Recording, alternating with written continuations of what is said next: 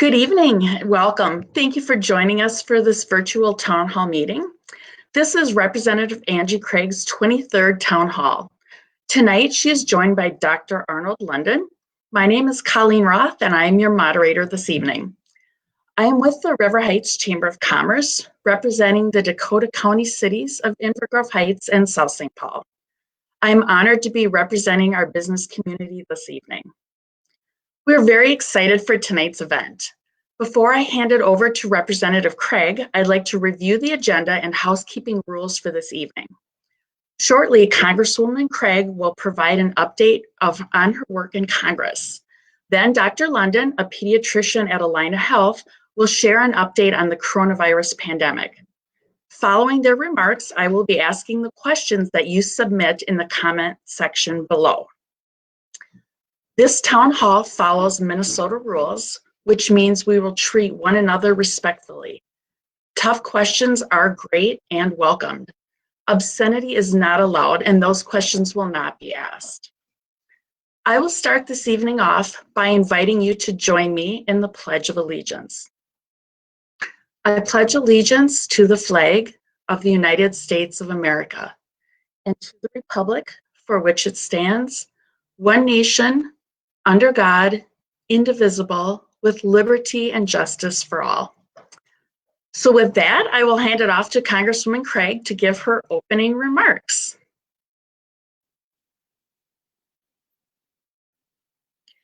Well, hello, good evening, everyone. It's an honor to be back here with you this evening for my 23rd town hall. And Colleen, thank you so much for everything you do for the business community. And thank you for moderating this town hall this evening in particular.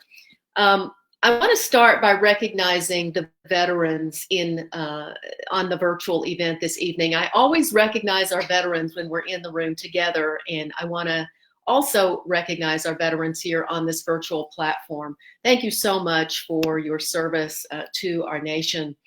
I continue to hold these town halls virtually so that we can continue to keep each other safe. I know that so much has changed over the last 8 months in each of our lives, with cases right now surging, the loss of life, and devastation to our small businesses are increasing. You know, Main Street businesses are the backbone of our local economies. They bring value to our communities and to our lives, and we must act as a Congress with the urgency to support those most impacted by the pandemic. I'm proud to have visited communities across this district to see how our small businesses are adapting and to hear about how we can better support them. I've taken these conversations with me to Washington, where I've introduced the Prioritized Paycheck Protection Program Act, which would allow small businesses to come back and get a second Paycheck Protection Program forgivable loan for those most impacted by this pandemic.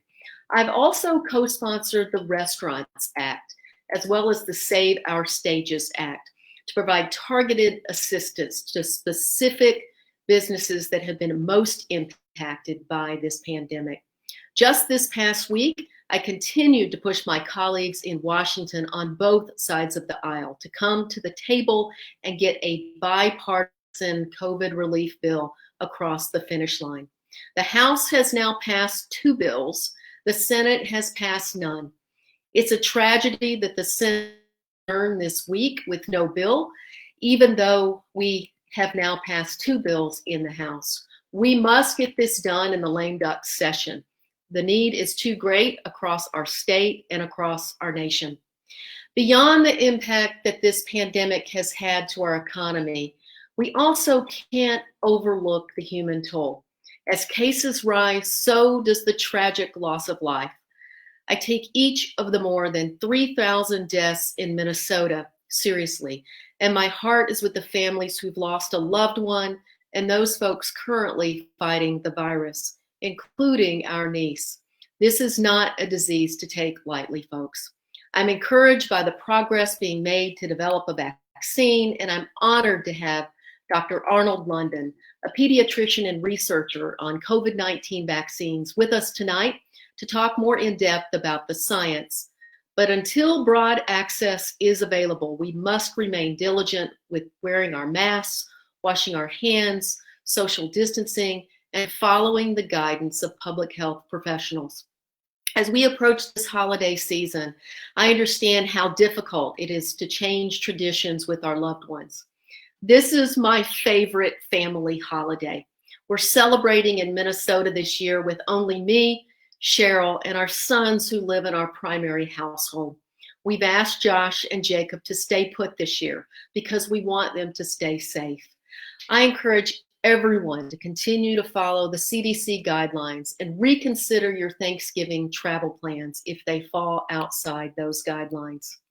Thank you again to our moderator, Colleen Roth, our health expert, Dr. Arnold London, and everyone watching and asking questions.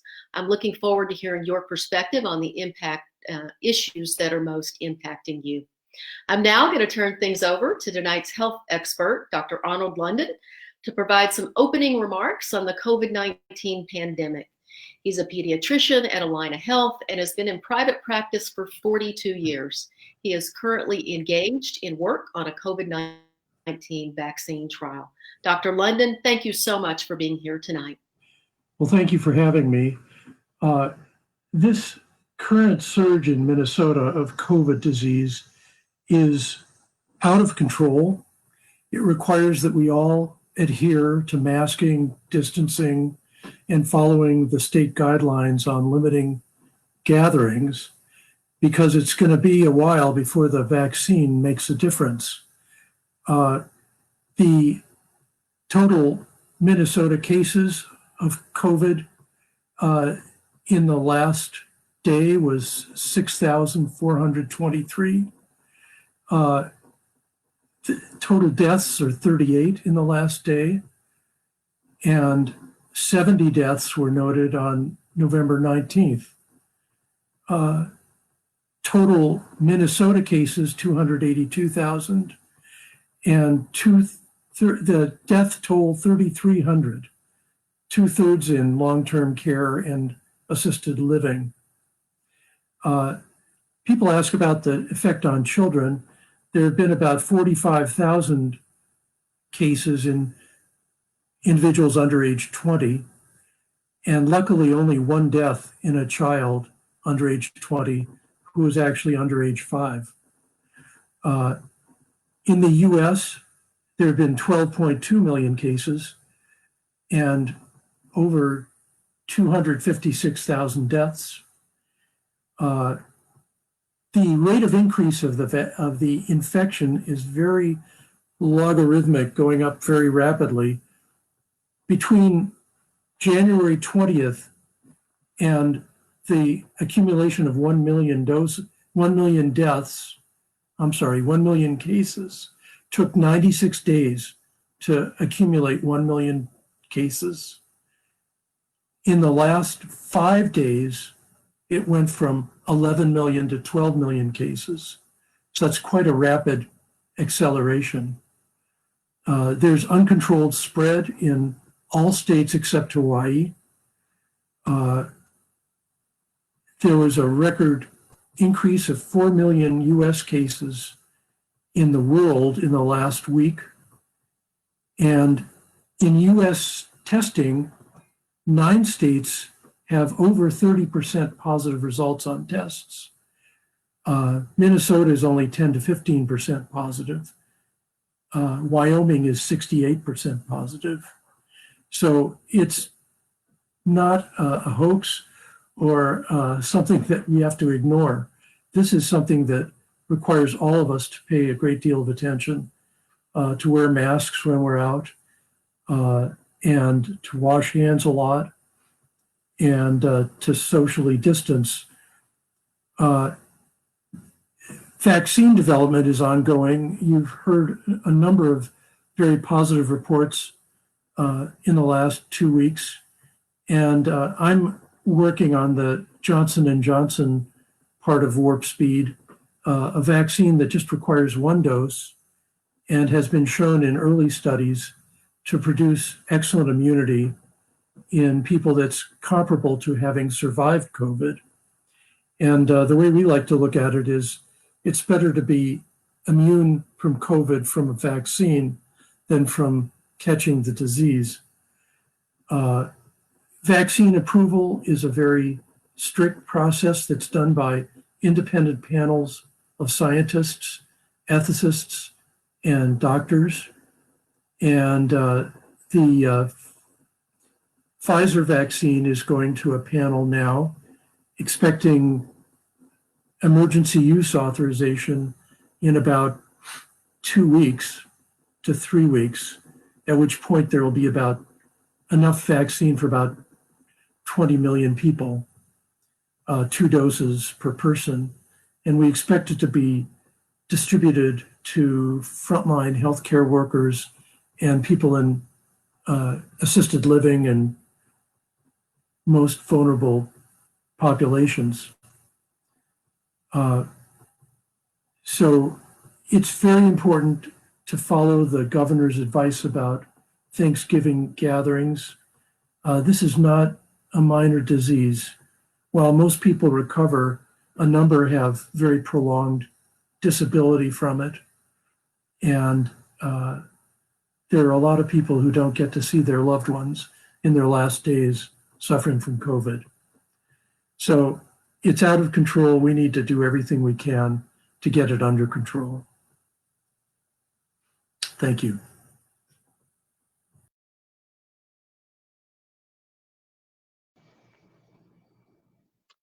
Thank you both for your work and for that helpful insight. Now on to the question and answer section of this evening's town hall. The first question is for you, Representative Craig. Andrew asks, how are you helping with the presidential transition? Well, thank you so much, Colleen. Andrew, it's a great question. And even before the transition was formally put into place last evening, which I'm very, very happy for 2 primary reasons, that the current administration is working with the president-elect's administration, primarily because we have to make sure that we are in a position to get the COVID-19 task force for the new administration up and running just as quick as possible. And of course, we also want to avoid any national security issues that would result from a lack of seamless transition. So I'm, number one, very glad to see that that is beginning. But number two, I'm happy to share with my constituents that the incoming Biden administration has already reached out to our office to ask questions around what are our legislative priorities for the next 117th Congress. And that communication, that meeting has already occurred with the Biden-Harris incoming administration. And I'm happy to share with each of you that 5 of my highest priorities, it won't shock you, these are many of the things that I've been talking about for 2 years now, and many of the things that I've indicated that I'll continue to work on in this next Congress is the highest priority is really to have a renewed focus on quashing the virus. If we're going to open our economy back up, if we're going to keep our schools open, we have got to address COVID-19. And by that, we also had an opportunity as a Democratic caucus last week to sit down with some of the incoming administration's task force members and talk about things like, finally putting together a national rapid testing process in place, contact tracing, isolation, equitable distribution of the vaccine. Finally adding to Operation Warp Speed, a supply chain czar for the nation. So addressing COVID was what I communicated as my highest priority. And again, we're seeing positive signs of aggressive getting after stopping the virus so that we can keep our economy open from this administration.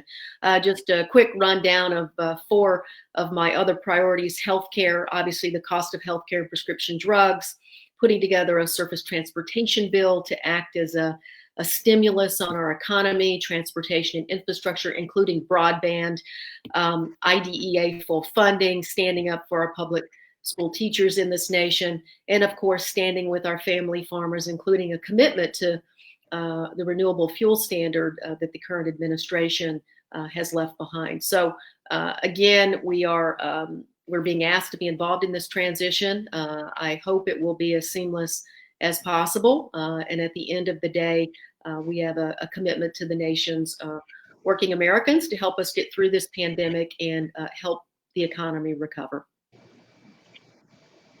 Thank you. This next question is for both Representative Craig and Dr. London. Let's start with Dr. London.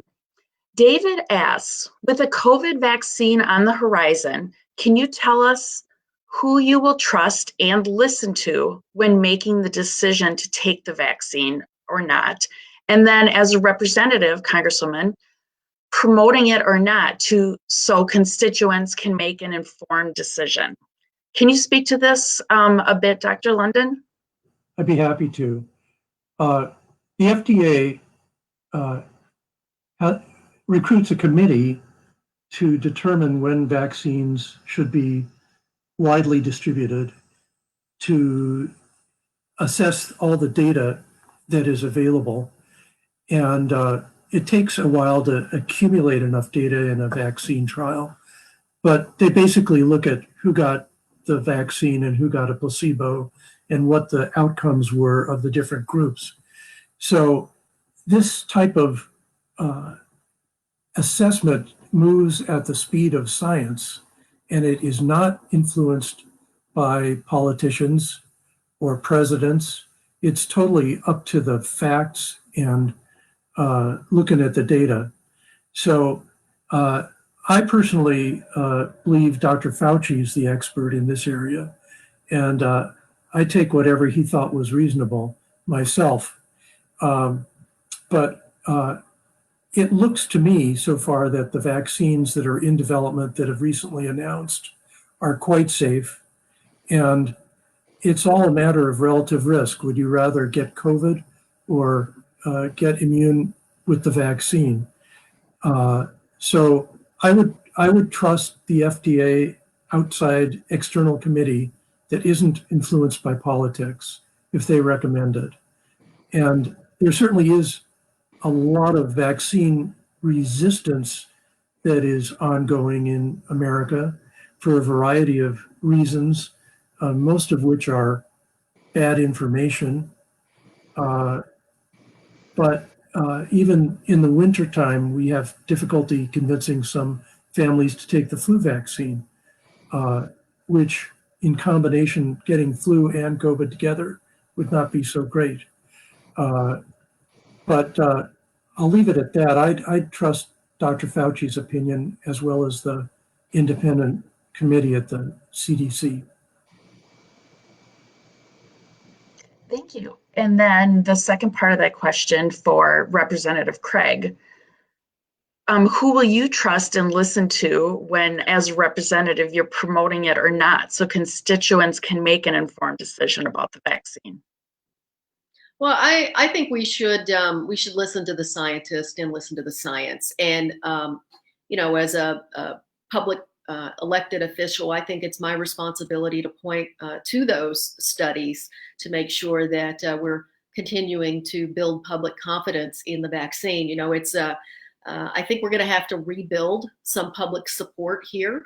I've said for months now, when Tony Fauci tells me it is safe to get a vaccine, that I will be among the first to lead to be vaccinated so that I can show a good example to my constituents. And again, I some of these things like vaccines, like mask wearing, they've been highly politicized. And I've started responding to the conversation on masks to constituents and frankly to colleagues with simply linking to the CDC website, where we're seeing more and more data come out on the effectiveness of mask wearing, not only of protecting yourself, but of also protecting you from others should you be asymptomatic. So I think we have to stop politicizing some of this. We know that until we get to a vaccine and until we're able to roll that out effectively and equitably, that we are still going to be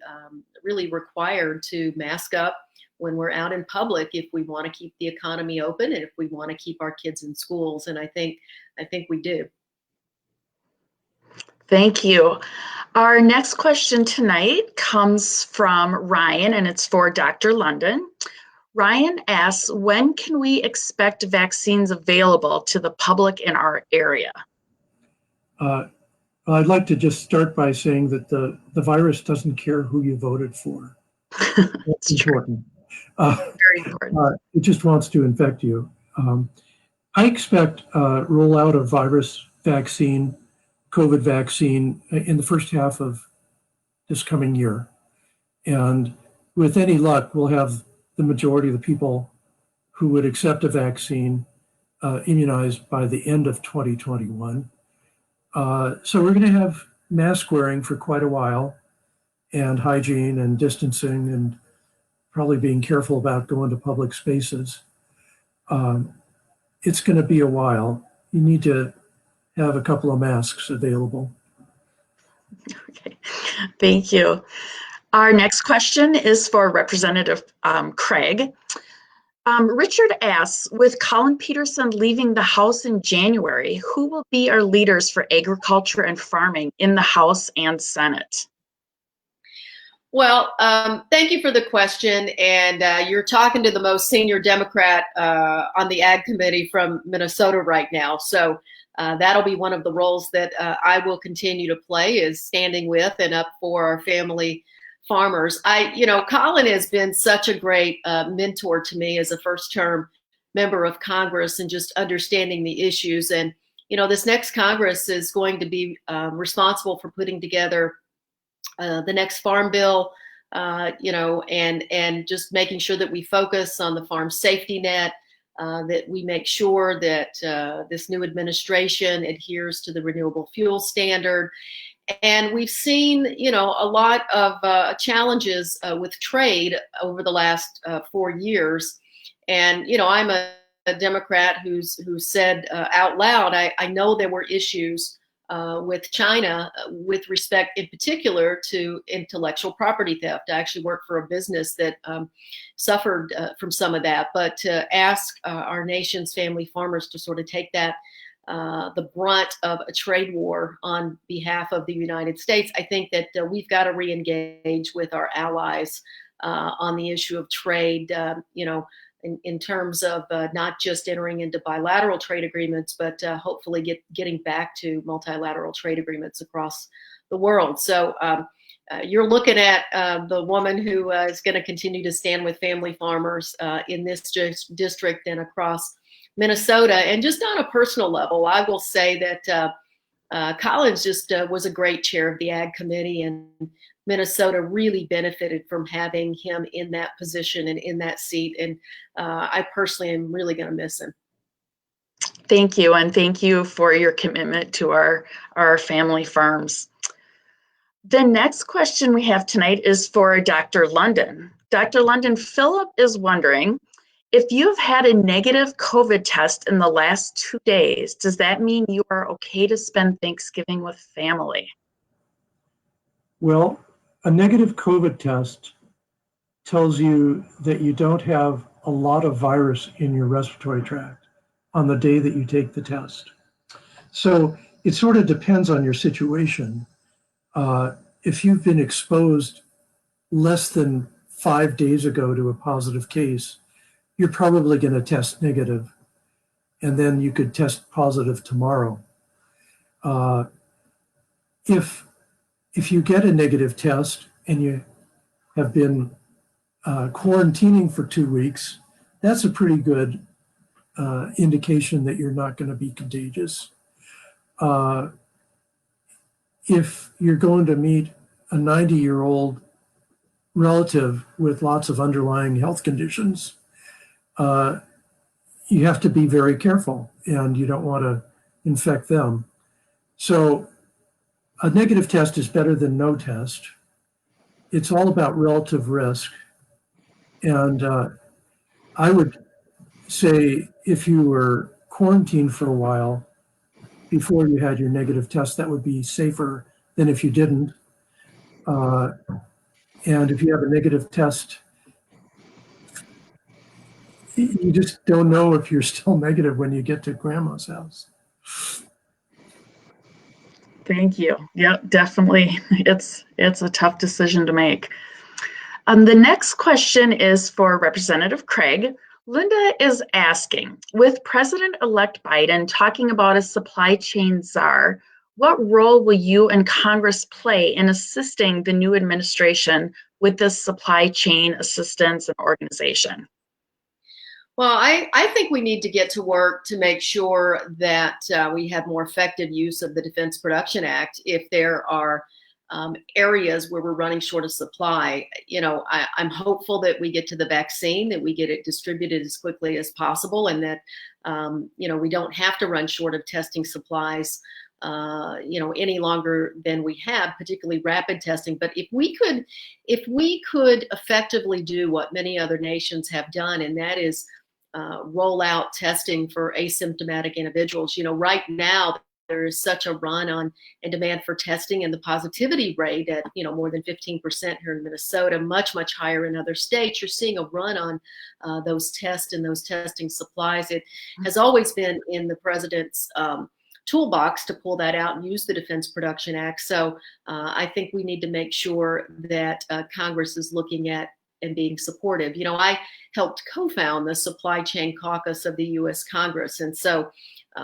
when we take a broader look at supply chains, I think there are a couple that come to mind to me that we need to build more resilience into. One is our healthcare supply chain. Obviously, states competing against states for testing supplies, for personal protective equipment. That has not been productive in making sure that we crush the surge of COVID-19, nor has it been productive overall as we look at what's happening in our food supply chain.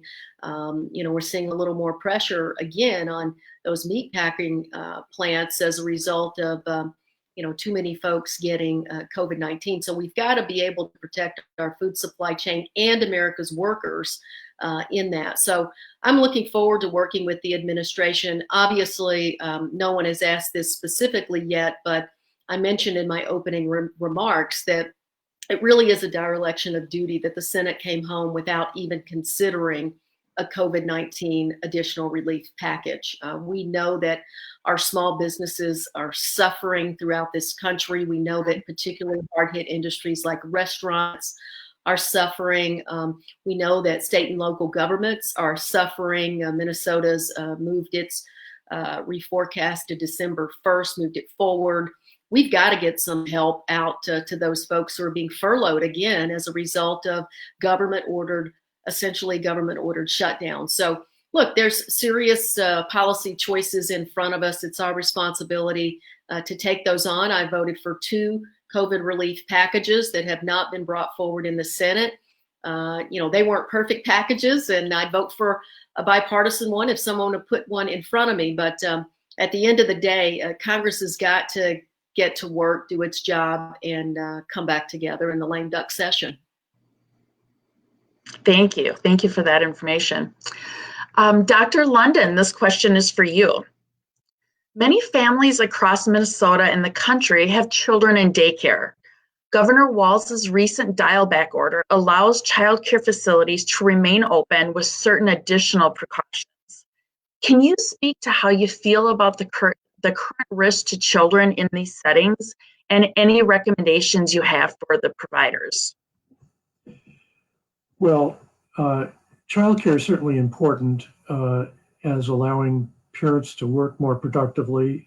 And I think providers taking precautions like mask wearing, taking temperatures of the coworkers, keeping the parents out of the facility in general, being as strict as you can about the CDC guidance is the best you can do. And we're not seeing a lot of spread in child care centers as far as I understand.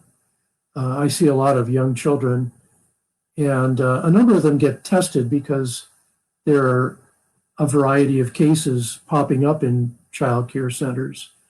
But the positivity rate's pretty low. And in general, young people who get a lot of colds seem to have antibodies against some coronaviruses that can possibly be an explanation for why they don't get quite as sick most of the time as the elderly. So I would just try to be as diligent following the current recommendations about safety and hygiene, and that's about the best you can do. Thank you. Good information. The next question is for you, Representative.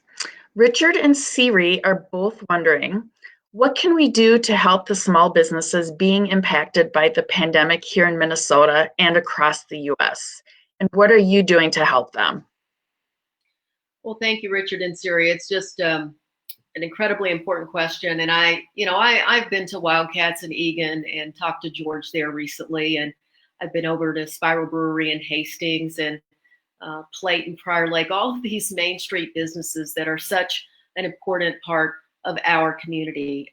They need help. And everyone that I've mentioned is affected by the governor's most recent order to go to takeout only. And so, it really requires the federal government to step up and help them once again, whether that's a second round of forgivable loans, the Paycheck Protection Program. I've been a strong advocate for the Restaurants Act, which provided over $100 billion in grant money to our independent restaurants, our Main Street restaurant businesses. I've been a strong supporter of the Save Our Stages Act. We know these live venues have just been decimated, these businesses, hospitality businesses, as a result of COVID-19. As we went through the first phase of this, a lot of the challenges with the Paycheck Protection Program we worked through. We extended the period that folks were allowed to use to meet payroll obligations under that. There are many, many things that were in both the HEROES Act, which was passed in early May by the U.S. House of Representatives and was not brought to the Senate floor. There were many things in the what I'd call updated HEROES Act, which was a $2.2 trillion stimulus package, because my colleagues across the aisle in the Senate said that the first stimulus package cost too much money. So we passed a second, smaller package to try to meet folks in the middle. It contained additional support for the airline industry workers, extending the highly successful payroll support program to help keep those airline workers paid. There was more in there for, you asked a question a minute ago about childcare. There was money in there for K through 12 schools. There was money in there for state and local governments. And, I've not only seen what we need to do with the Paycheck Protection Program and how that kept so many businesses running, but the money we sent to cities and counties as a result of the CARES Act, much of that was also distributed in the form of grants to local businesses. Again, the idea being that our local communities are well positioned to figure out how do we just keep the engine of our economy and small businesses running while we get to the vaccine. There's a light at the end of the tunnel. Congress needs to act now. The vaccine conversation is exciting. It's not going to happen as fast as folks would like it. I know everybody wants to throw off that mask and go throw a big celebration, but we're not quite there yet. And Congress needs to continue to meet the moment if we're going to be in a position to work our way out of this recession and prevent this from falling into a depression here as we exit this global crisis. Thank you. Thank you for your thoughts on that. Our next question is for both of you tonight. Let's start with Dr. London and your take on this. Lucas asks, with cases spiking, what are you doing to make sure that people who will suffer long-term effects of COVID are able to afford their healthcare costs and not be denied coverage based on that pre-existing condition? Well, voting for Democrats, number one, so that the Affordable Care Act remains a viable alternative, and encouraging healthcare reform that covers more and more people at an affordable cost. That's about as much as I can say. Thank you. Congresswoman? Let me just start by saying healthcare has been my number one priority and was really the reason that I ran for Congress. I was managing a self-insured health plan with 18,000 covered lives at a Fortune 500 company prior to coming to Congress. And, I also grew up in a household that didn't always have access to health insurance. So the things that I noticed, the cost of your premiums, the cost of your co-pays, particularly in rural areas of this country, the lack of choice was a huge problem. And so, I've been focused on how do we reduce the cost of prescription drugs in this nation. And I've tried to refocus the conversation around healthcare to not just the cost of health insurance, which of course remains too high. I've introduced the concept of reinsurance. I've introduced the concept of a potential public option to compete with health insurance companies, particularly in rural areas where we don't have enough choices for consumers. I've talked about the cost of specialty drugs and compound drugs and the patent lives in the US being much, much longer than in most other nations. And we need to take a look at that as a country. Medicare doesn't negotiate its drug pricing in America. But the VA does. So there's just so much that I think is low-hanging fruit that we can tackle quickly if we have the political will. And, to me, one of the items that we need to address as well is campaign finance reform. The unlimited amount of giving that corporations can give to super PACs during these elections to take on the folks who are willing to make public policy changes to help consumers, but perhaps impact their bottom lines, is a real challenge. So it's a great question. I've sponsored over 100 bills so far in my first term in Congress related to reducing the cost of healthcare, and I will continue to have that as just a key focus for me as the representative for the 2nd District. Thank you. Dr. London, we have another question for you. How long after a vaccine being widely available will we have to keep doing things like not holding big events, not doing large indoor gatherings, and other things like that? Well, that's a terrific question. And the answer is we don't know.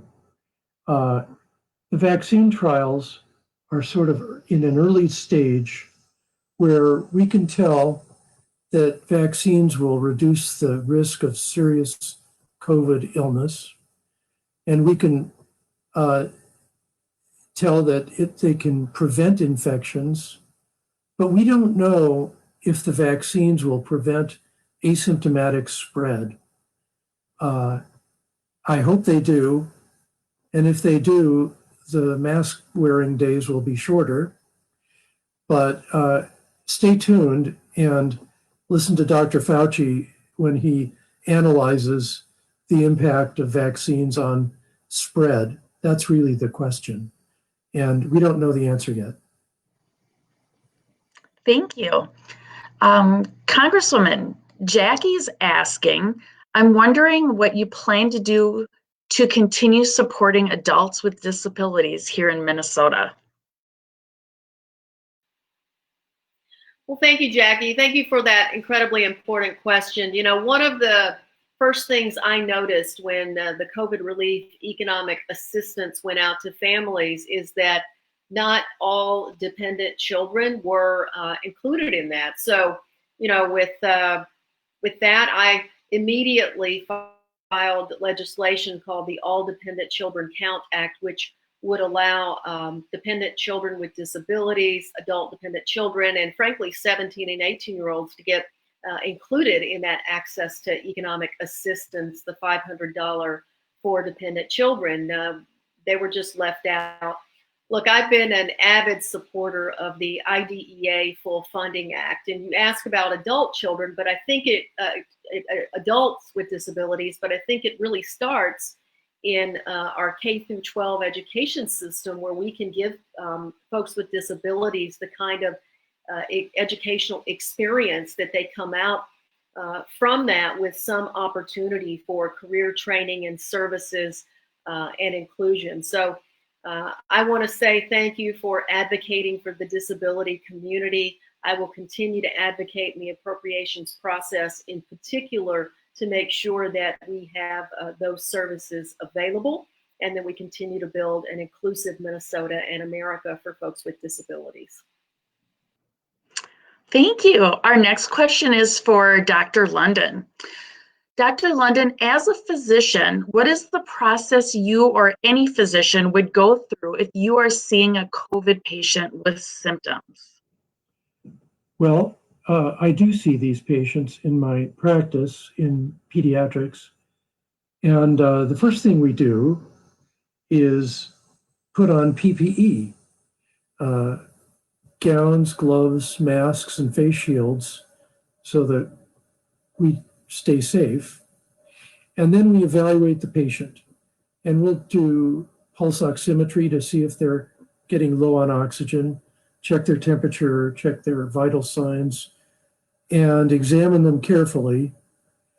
And if a patient has good oxygenation and isn't looking like they're threatening to need oxygen, many of those patients can go home and isolate and be followed carefully outpatient as at home. In that setting, it's a really good idea to have a pulse oximeter at home.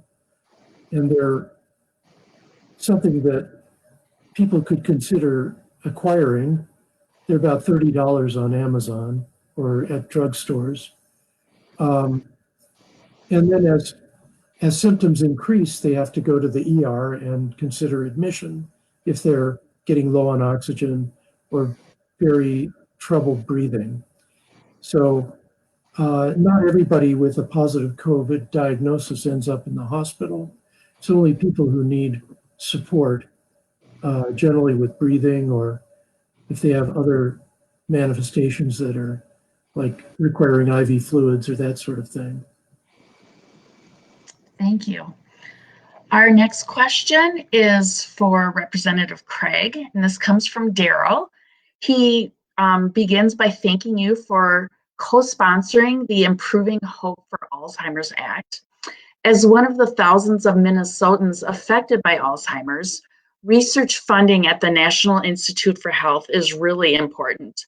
What will you do to ensure that the scientists at the National Institute of Health get the funding they need to continue to fund critical Alzheimer's research?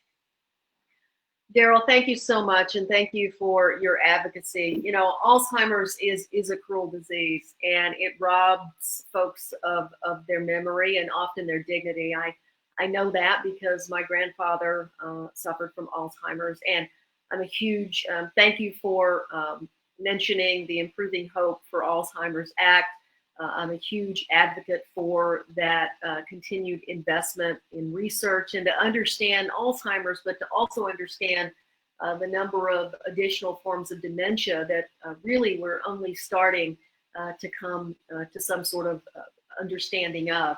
You know, I voted for an appropriations package in July that included, I think, $2.9 billion for Alzheimer's disease research, related dementia research, which was a huge increase of, I think, over the prior 2020 enacted level. So I'm going to continue to support the Alzheimer's community, continue to support that dedicated funding. And, you know, I think the National Institutes of Health funding, I'm confident that the president-elect is going to make funding NIH, funding CDC, making sure that our national stockpiles are prepared, making sure that our pandemic task forces are in place.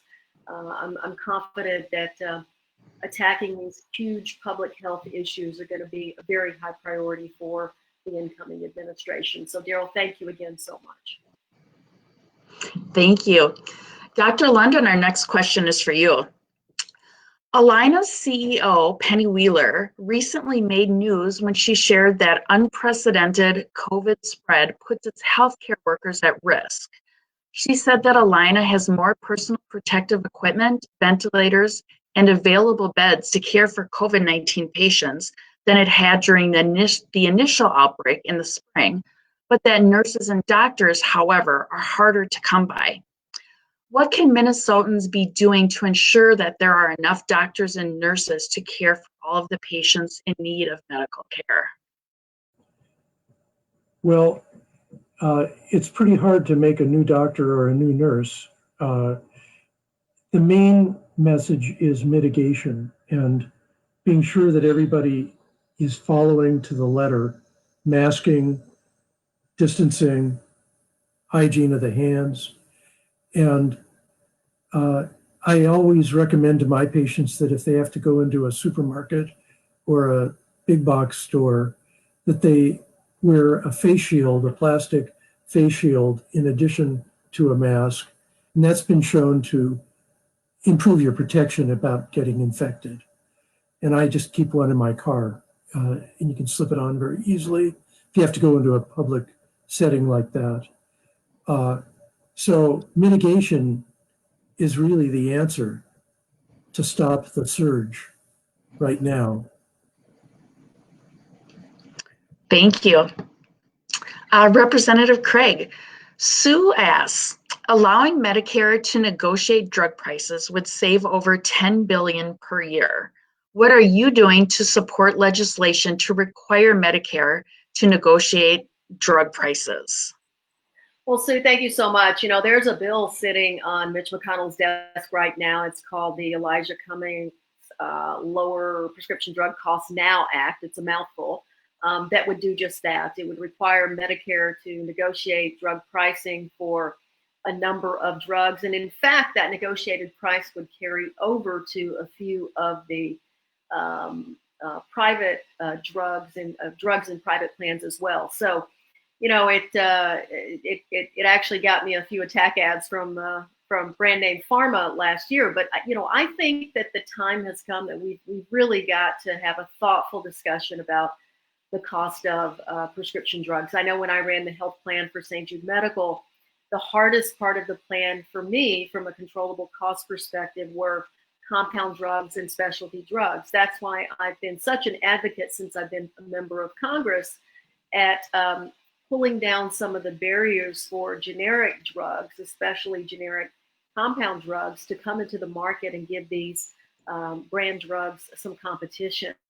It's why I've said we ought to have a discussion about the 12-year patent exclusivity that most of our brand name drugs enjoy in this country. It's typically a lot lower in other nations, 5 years, 7 years. You know, I've looked at deeply whether or not this would affect innovation, and frankly, pharma companies could make a very nice profit, and at the same time, we could pull down prescription drug costs for American consumers. So I think we're going to have to be willing to take on some of these big questions. Obviously, we want to do everything we can to support innovation and at the same time have a fair process. But, you know, the VA for a very long time has negotiated its drugs with prescription drug companies. I work for a business and the VA negotiated with us. So, you know, we can do this. And the only reason we aren't doing it is because Congress prescribed in law that we cannot do it. So we've got to come and step forward and change this in the future. Thank you. Dr. London, Kim begins by thanking you for being here tonight, and we all share that sentiment. She continues, as a pediatrician, do you feel kids are better off at school or at home right now? Do you think the case thresholds are a good gauge for staying open or not? She's seen many reports that have said pediatricians feel school is important. Any comments on those? Well, I believe the American Academy of Pediatrics did make a statement quite a few months ago favoring keeping schools open. I would defer that decision to the public health authorities who can help balance the pros and cons a little better than I can. My grandchildren are learning remotely at our house with my wife being the IT person 4 days a week. And she's pretty tired every night. I think, some countries like Canada has made a decision to keep schools open, in my understanding of reading the Times this morning. It's a two-edged sword, and I think there's a lot of concern among teachers and other workers at schools that they're going to be exposed to children who might be contagious and not sick. And it's taking all those into account. I suspect case rate positivity is a good factor to factor into the decision about closing schools, learning remotely versus in person. And I'd be conservative. We do need teachers. We need school psychologists who are healthy. We have to take care of everybody. Thank you very much. And we'll stay on the education thread. And the next question is for Representative Craig. Karen asks, what can we do to help support our teachers who are struggling to juggle all of the demands of distance learning during this pandemic? Karen, that's a great question. I wish I had a great answer for you. What I know that we're attempting to do is provide additional funding for our teachers to be able to transition effectively to distance learning. But I'm also not naive. I'm married to someone who was in the classroom for 22 years, and during non-pandemic times, this country has not been doing enough to fund our public schools and support our teachers. We need to be looking at, is there additional COVID relief funding that would allow teachers and schools to be able to get the resources that they need. I know it's also been a huge challenge in our schools just to sort of keep even the online learning, distance learning up. We have so many teachers who have been quarantined because they've had exposure to COVID-19. And then, of course, the positivity rate, as we've seen the dramatic rise in cases around the nation and around Minnesota, we've had many of our school districts fall back to distance learning full-time instead of the hybrid approach that they have been taking. So, look, I know right now that teachers are working so very hard and making sacrifices we don't even know of to keep our kids learning. And we know also they're doing it with their own school-age children at home if they're distance learning. So what I would say is that the best way we could reward this nation's teachers coming out of this is to give them the resources they need in order to do their jobs, whether that's the federal government finally living up to its commitments for IDEA funding, for Title I funding. If we do that, then we can pay our teachers what they deserve in each of our school districts. We wouldn't be scrapping and coming back to taxpayers for bonding bills every 2 years, every year in an election.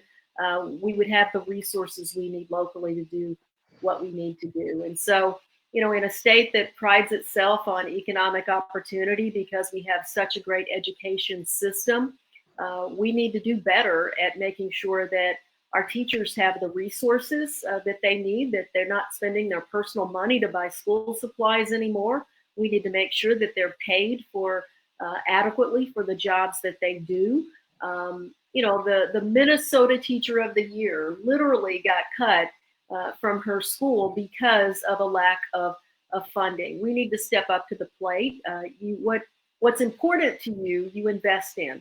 And, to me, IDEA full funding is a critical part of what is important to supporting our teachers so that our school districts can not dip into their operating budget for that funding. They can pay teachers more and give them the resources that they need.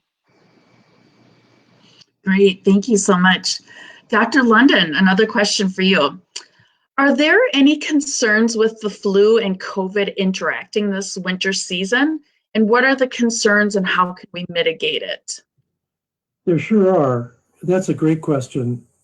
We're trying really hard at our clinic to get all the children and parents and grandparents immunized to influenza vaccine. with influenza vaccine because both influenza and COVID can attack the lungs pretty badly. And having both at once could be quite a disaster. So mitigation, mask wearing may possibly decrease the likelihood of getting influenza, just like it mitigates COVID. But you don't want to take a chance and get both. So get your flu vaccine and mitigate. Thank you. Representative Craig, this question is for you.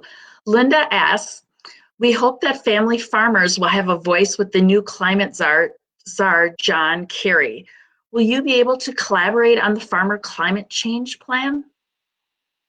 Yeah, thank you so much, Linda. Such a great question. And, I am particularly pleased at how the incoming administration's cabinet seems to be coming together so far. Certainly very supportive of this country re-entering the standards that we set under the Paris Climate Agreement. My time on the Ag Committee, I've really focused on conservation programs on how we can partner with family farmers to address climate change. Our family farmers are seeing the same things that we are. The climate changing, I know from time to the extreme weather, there's too much water, there's too much flooding, and conservation and, adding land to CRP and making sure that we've got a farm bill that prioritizes the environment and the reduction of climate emissions. This is one reason why I'm so committed to making sure that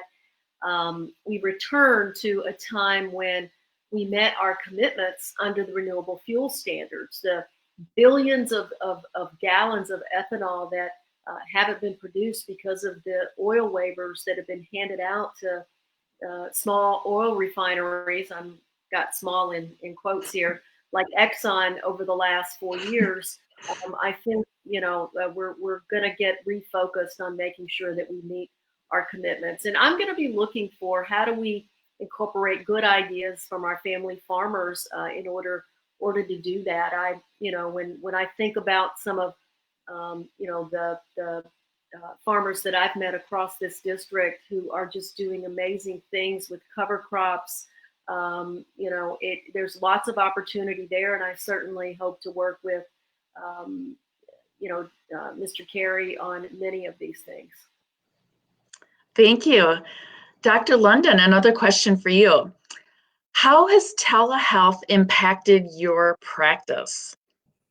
Well, we do quite a bit of telehealth. I probably do about a quarter of my visits on the telephone or with video chat. And it's really useful when you have a parent concerned about a child's COVID exposure, and you can get them a test ordered and not expose anybody. It's useful in ADHD management, but it doesn't work too well with ear infections and ear pain and many other acute health issues that require hands-on looking at patients. So it's very helpful with COVID patients and rule out COVID. Great. In closing, I'd like to thank you, Dr. London and Representative Craig, and thank all of you for joining us this evening. I've really enjoyed being a moderator for this event. I wish you a safe and happy Thanksgiving. Now I will hand it over to Representative Craig for closing remarks. Thank you so much, Colleen. I first want to start by saying thank you to you for moderating. I know the work that you're doing on behalf of the business community, the small businesses throughout this district is immense, and just thank you for that. I know there's tremendous pressure right now as well. Dr. London, thank you for being here too to help us understand better what's going on from the surge perspective, what we should be looking toward at that light at the end of the tunnel. This has been a challenging year for everybody. We've lost 250,000 Americans. We've lost over 3,000 of our Minnesota neighbors. Isolation has been hard. Our lives and our norms have been disrupted, and there are still folks suffering the effects, the lingering effects of COVID-19. The business community, particularly small businesses, have been hit incredibly hard. But the vaccine is the light at the end of the tunnel. And I hope we will all just continue to trust the science, to objectively look at the science, to wear masks, to wash our hands, to social distance. It is going to continue to take all of us over the next several months working together to beat this virus. But I know we will, and I know we'll be back. I still believe, even after 2 years of serving in Congress in tumultuous times, that we have more in common, that more common than separates us in this nation. And that each of us have so much, despite everything we've been through collectively together, so much to be thankful for. I'm thankful as we inch a little bit closer to Thanksgiving this week that I've had the opportunity for the last 2 years to represent this district.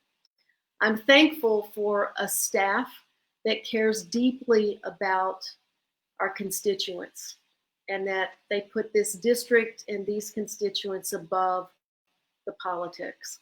I'm thankful for my wife, Cheryl, in particular, for putting up with me, and to our 4 boys for the joy that they continue to bring to our lives, including a new daughter-in-law, Allison, who was added to our family here this past summer, and, big announcement here, a future daughter-in-law, Sarah, as she and Jacob plan a wedding post the COVID-19 pandemic.